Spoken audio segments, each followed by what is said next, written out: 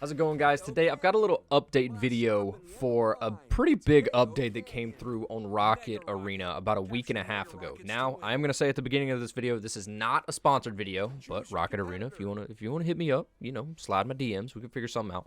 But they had a really big update about 10 or 11 days ago at the time that I'm recording this, and it's huge. There's a lot of balance changes, some new things, some reworks, and a lot of stuff that the developers of Rocket Arena are doing to try to make this game more accessible to new players and make it a little bit better. But without further ado, we're going to jump into this update video. If you like the video, be sure to hit that thumbs up button, subscribe before you head out. It's absolutely free, and it would mean a lot to me. And leave a comment down below. Let me know if you're playing, what you're most excited for. And yeah, hope you enjoy the video. First and one of the biggest things for me, I think, is going to be the region select feature. I have actually been asking for this for a while. I can't tell you how many games I've got into where I've had 150 or 160 ping because they haven't had region select options. They haven't had like region specific servers. But as you can see here, the available regions are North America, South America, Europe, Asia, and Australia. I think this is awesome. It also, the game defaults to your recommended region or your fastest region, and I think that is beautiful. Should definitely help with ping. The counter to that is going to be potentially longer queue times, but in the month of December, Rocket Arena is on PlayStation Plus, so we are getting another influx of new players, people on PlayStation coming in, and from when I've been playing the past couple of days, the queue times haven't been that long at all. I have seen a bunch of new players just by way of them having like default banners and not really having custom artifacts and loadouts. But I think it's cool to see that there are still new people playing this game. And if you have PlayStation and PlayStation Plus, feel free to jump on it and try it out for sure. The next thing that they have on the list is there is a quote-unquote major controller update. They said they want to, quote, improve the controller experience of Rocket Arena.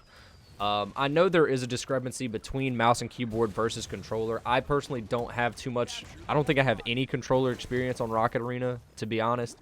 The people that I know that play controller on this game, some of them are really good. Others, they think that there is a skill gap between mouse and keyboard and controller players. So they've updated our tuning values to improve overall responsiveness. I don't know what that means in context of the game. Like I said, I don't use controller, but it looks like that they reworked controller and they also added more aim assist to try to make controller players a little more able to play against those high skill mouse and keyboard players. So you shouldn't get your head flicked off, or you should at least have some aim assist to help you battle against some of those crazy high mouse and keyboard players or something. The next biggest thing that I've been asking for this probably since I started playing this game was performance-based experience progression. I think this could be really good for the game. It's no longer you get into a game and it doesn't matter how well you play. If you have an AFK, everyone gets the same amount of experience just for being in that lobby. You now get experience based on your personal play, your personal damage you do, assists and KOs, but you also get a teamwork experience number based on objectives. So whether that be scoring in Rocket Ball or capturing Mega Rockets and things like that. So as it says there at the end, the more you and your team play, the more XP you receive. I think that's huge. You also get a match win bonus, which is also very nice. So having the opportunity to gain a lot of experience per match with your skill level is a really good thing. I'm not going to run through all of the specific competitor balances and the different character nerfs and buffs. The nuffs? Yeah, that's a word.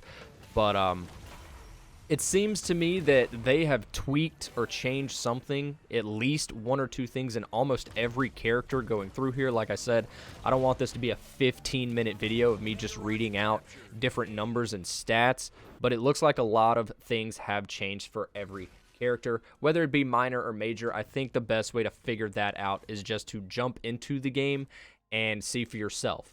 One thing that I don't have a screenshot for, but I did read, is that for new players, all artifacts are now unlocked. You don't have to grind to unlock all of the artifacts now. So making those custom loadouts are more accessible to new players, and I think that's going to be really good for new players coming in and trying to find different artifacts that suit their playstyle for each specific character that they want to and start playing. I think that could be really, really big there. So the next big thing is the game modes the names have been changed. So the new titles are Co-op Arena and Competitive Arena. Co-op Arena was formerly your play versus AI. It is essentially the same thing. It is just a different name. You will, if you queue into Co-op Arena, you will play Rocket Bot Attack, or you will play bot versions of the regular game modes of Knockout, Mega Rocket, Rocket Ball, and Treasure Hunt. The Social Arena, formerly called, is now called Competitive Arena.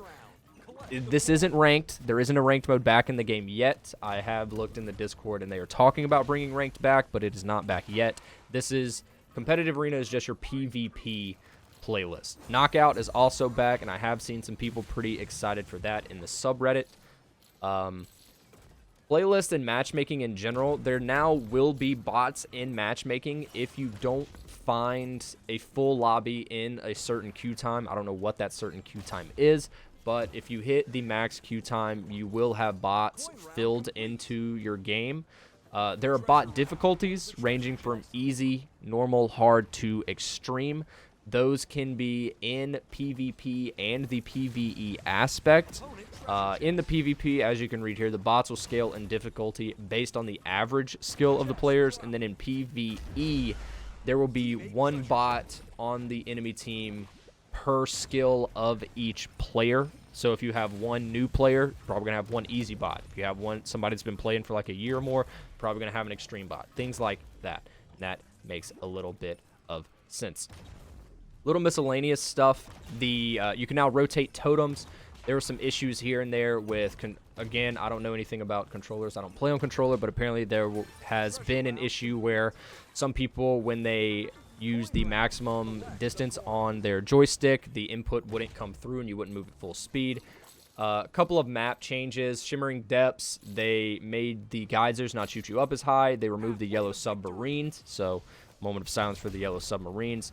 The train on Megadon Junction will now interact with the Rocket Ball and Treasure Chest. And then Starve Crater, they removed the yellow submarines there, as well as reducing some movement penalties. So, the only item change was the Trip Mine. The Impulse was decreased. And that'll about do it for the updates. I did see, where in the Discord, the official Rocket Arena Discord, the community managers have been very active in there, letting people know about updates coming up, about there's a website coming. They have partnered with tracker.gg to have a stat tracker website. I will try to remember to link that in the description of this video if you're curious about checking that out, keeping up with your stats. I think that'll be interesting to see what all stats it tracks.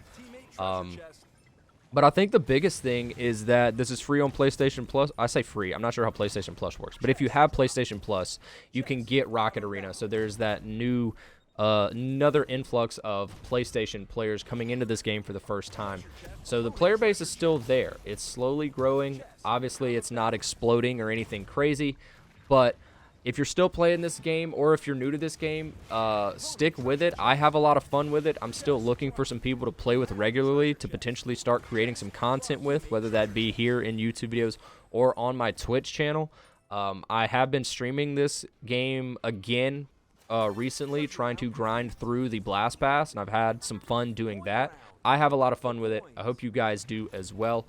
But before we head out of here, I'll throw a little more gameplay here on the end. Again, if you enjoyed the video, be sure to hit a thumbs up button, leave a comment down below. If you are a new player, let me know what you think of the game, what your experiences have been like, favorite characters, favorite artifacts, and things like that. Maybe I'll even see you in game. Maybe we can run a few games. Again, if you ever want to know when I'm playing, my Twitch channel is probably the best place to find that out at Dancing Buffalo TV. But besides that, I hope you guys enjoyed the rest of this video. Hope to see you guys really, really soon. Peace. 1 minute remains. You trip opponent treasure chest. Chest drop. You have the treasure chest.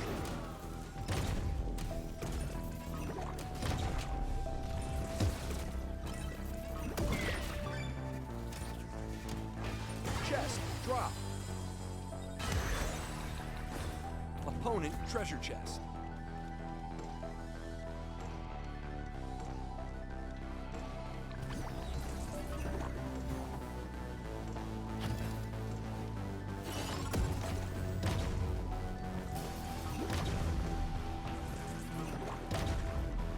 Treasure round complete. Coin round. Collect the coin. 10 seconds.